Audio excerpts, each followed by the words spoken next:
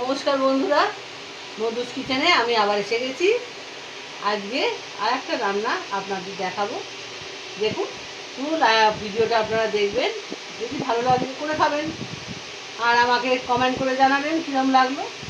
দেখুন আজকে কী রান্না আমি রান্না করছি। ছানা দিয়ে খিচুড়ি, ছানার খিচুড়ি। আপনারা দেখুন উপকরণগুলো কী কী। তেল নিয়েছি ফোড়নের জন্য, আদা কুচি, জিরে, সামান্য জিরে, দুটো লঙ্কা, তেজপাতা, আর ফুলকপি আলুটা আমি ভেজে নিয়েছি। মুগের ডাল, একটা হাফ লিটার দুধ প্যাকেটের দুধের ছানা, আর গোবিন্দভোগ চাল। যার যেরকম পরিমাণ লাগবে সে সেরকম চাল দেবে। আর আপনারা তো জানেন ডাল কতটা লাগে, সেরকম ডাল দেবেন। আর নুন, আর যদি মিষ্টি খান মিষ্টি দেবেন, না দেখালে দেবেন না। আর গরম জল অবশ্যই দেবেন, ঠান্ডা জল ব্যবহার করবেন না। তাহলে বন্ধুরা আমি রান্নাটা আরম্ভ করে দিই। ইন্ডাকশান চালু করে দিলাম। প্রথমে মুগের ডালটা ভেজে নিতে হবে।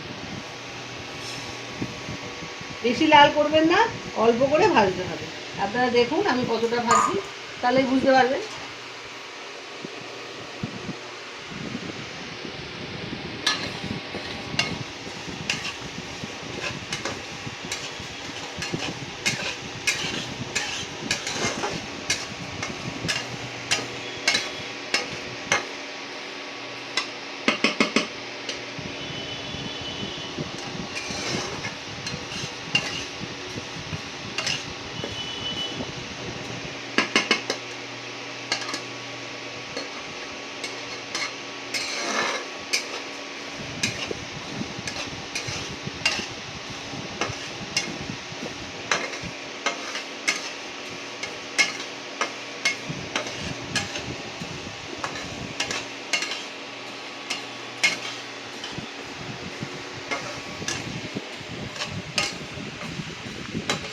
ডালটাকে ঢেলে নিলাম।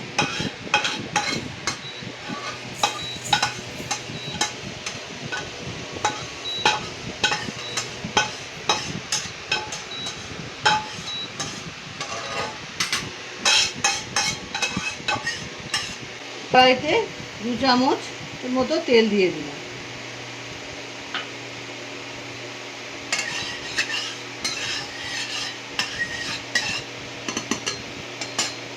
তেলটা একটু গরম হলে তার মধ্যে তেজপাতা, শুকনো লঙ্কা,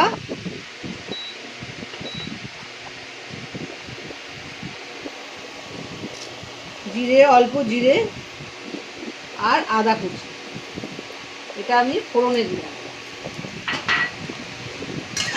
একটু ভাজা ভাজা করে নিতে হবে, যতক্ষণ না গন্ধটা বেরোয়। একটু গন্ধ বেরোলে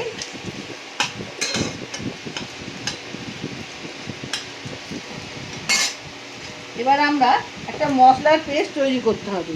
1 চামচ আদা, 1 চামচ জিরে গুঁড়ো, 1 চামচ ধনে গুঁড়ো, হাফ চামচ হলুদ গুঁড়ো, আর হাফ চামচ লঙ্কার গুঁড়ো।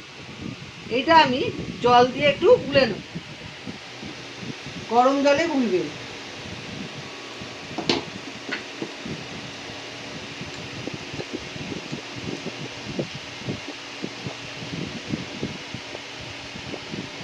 গুলি ব্যবহার করলে মশলা চট করে পুড়ে যায় না, এবং কষানোটাও ভালো হয়।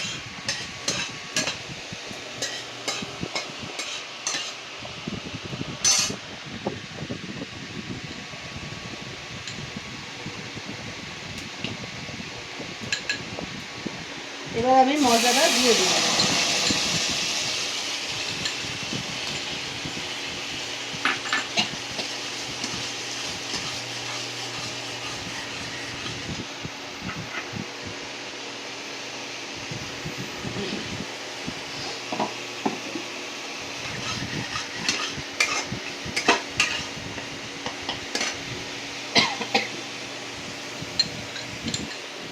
একটু বাটি ধোয়া জল অল্প করে দিলাম মশলাটা কষানোর জন্য, নাহলে মশলাটা পুড়ে যাবে।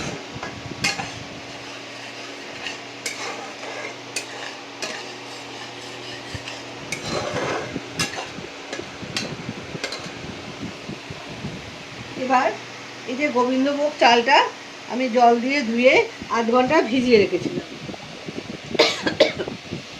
এই গোবিন্দভোগ চালটা এবার আমি এর মধ্যে দিয়ে একটু নাড়াচাড়া করে নেব।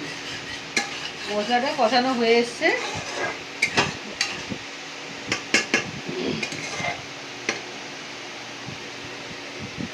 দেখুন তেল ছেড়ে দিচ্ছে।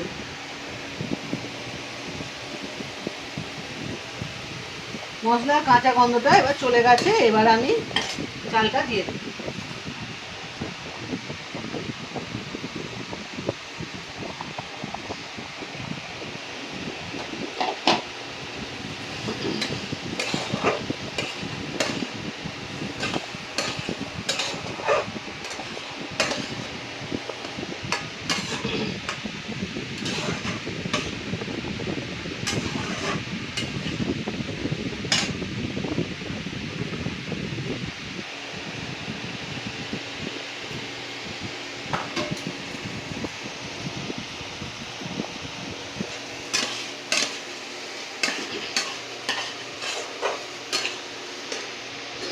এই জলটা, গরম জলটা রয়েছে, এই জলটাও আবার অল্প করে দিয়ে দিলাম, কেন ডালটা আবার দিয়ে একটু নাড়াতে হবে।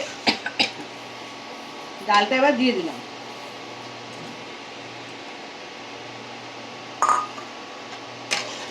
ডালটা দিয়ে চালটা দিয়ে ভালো করে মশলার সঙ্গে একটু নাড়িয়ে নিচ্ছি।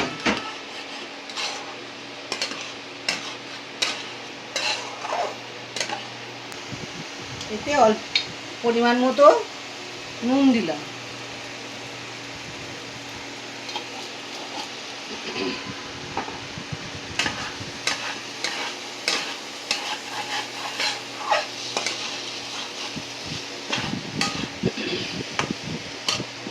এইবার কড়াইতে গরম জল দিয়ে দিলাম।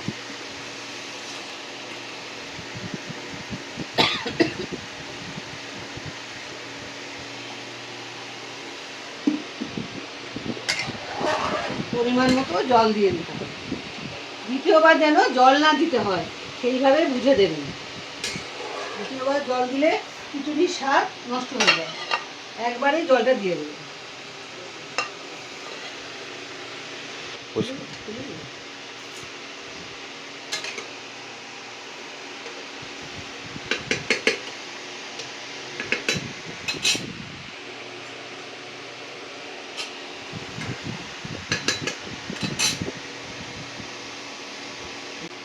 জল দিয়েছি, এবার জল ফুটতে আরম্ভ করছে। ফুটতে আরম্ভ করলে আলুগুলো দেবেন, কপিটা দেবেন না, কপি দিলে কিন্তু গলে যাবে।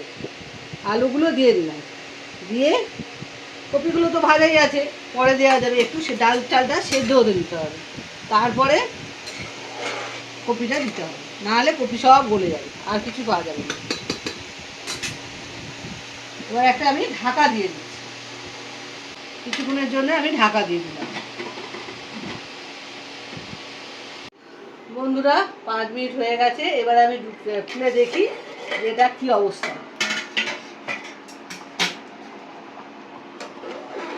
টকবক করে ফুটছে, এটা হাফ সেদ্ধ হয়ে গেছে। এইবারে আমি কপিগুলো দিয়ে দেবো। একটা কথা আপনাদের বলে দিই, এখনকারের কপি তো একটু সেদ্ধ করে অল্প করে ভাপিয়ে নিয়ে জলটা ফেলে একটু তেলে ভেজে নেবেন, নুন আর হলুদ দিয়ে, তারপরে ওতে দেবেন। আমি সেরকম একটু ভাপিয়ে নিয়েছি, নিয়ে গরম জলে তারপরে নুন হলুদ দিয়ে ভেজে তারপরে এখন দিচ্ছি, কেন বাকি সব সেদ্ধ হতে হতে কপিটাও সেদ্ধ হয়ে যাবে।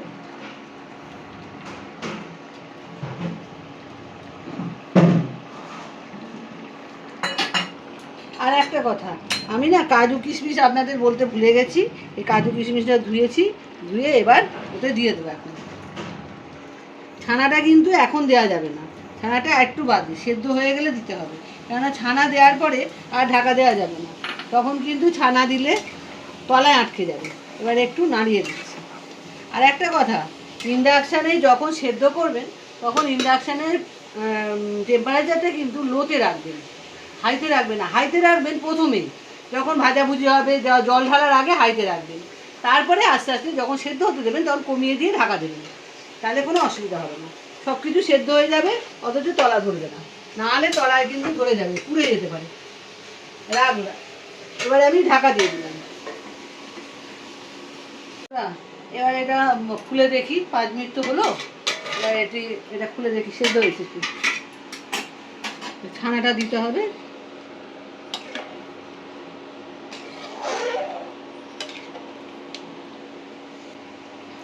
এই ছানাটা এর মধ্যে দিতে হবে। এই ছানাটা কেন দিচ্ছি, অনেকে তো নিরামিষ, এটা তো নিরামিষ খিচুড়ি। এটা আছে, ছানায় আছে হাই প্রোটিন। এই প্রোটিনটা ছানার মধ্যে থাকলে অনেক বয়স্ক মানুষ খায়, অনেক বাচ্চারা খায়, তাদের শরীরে প্রোটিনের মাত্রাটা ঠিক থাকবে বা পাবে শরীরে। সেই জন্যেই এই ছানাটা দিচ্ছি। আর খেতেও অন্য খিচুড়ির থেকে অনেক ভালো হয়। আপনারা একবার খেয়ে দেখবেন। এই ছানাটা এবার আস্তে আস্তে দিয়ে দিচ্ছি।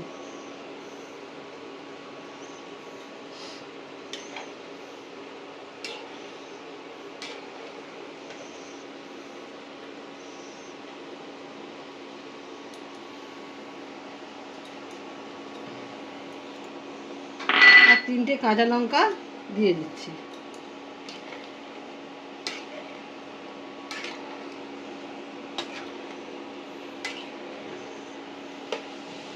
আমি যে টেম্পারেচারটা একদম কমিয়ে দিয়েছিলাম, এবার আস্তে আস্তে টেম্পারেচারটা একটু বাড়িয়ে দিলাম, কেন এটা আর ঢাকা দেওয়া যাবে না।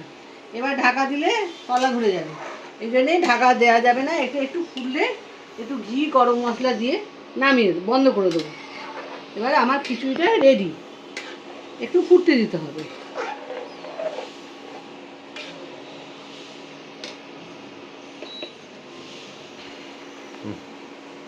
এই যে ফুটতে আরম্ভ করেছে। এইবার আমি একটু গরম মশলা ছড়িয়ে দিলাম, আর একটু ঘি দিয়ে দেবো। 1 চামচ ঘি দিয়ে দেবো। ব্যাস, যেহেতু এটা নিরামিষ খিচুড়ি, একটু ঘি দিলে খেতে ভালো হবে, ওই জন্যে একটু ঘি দিয়ে দিলাম। ঘি দেওয়ার পর বেশিক্ষণ আর করতে হবে না। এবার ঢাকা দিয়ে দিতে হবে, নাহলে ঘিয়ের গন্ধটা, গরম মশলার গন্ধটা চলে যাবে। একটু ভালো করে নাড়িয়ে নিয়ে এটা বন্ধ করে দেবো। ব্যাস, এটা এবারে ঢাকা দিয়ে ইন্ডাকশানটা অফ করে দিতে হবে। এবার আমার এই ছানার খিচুড়িটা রেডি। আমি এবার আপনাদের কাছে আসি, আপনারা পুরো ভিডিওটা দেখবেন আর রান্নাটা করে খাবেন। যদি কিছু ভুলভাল করে থাকি আপনারা কমেন্ট করে জানাবেন, আর ভুল হলে আমাকে একটু ক্ষমাও করে দেবেন।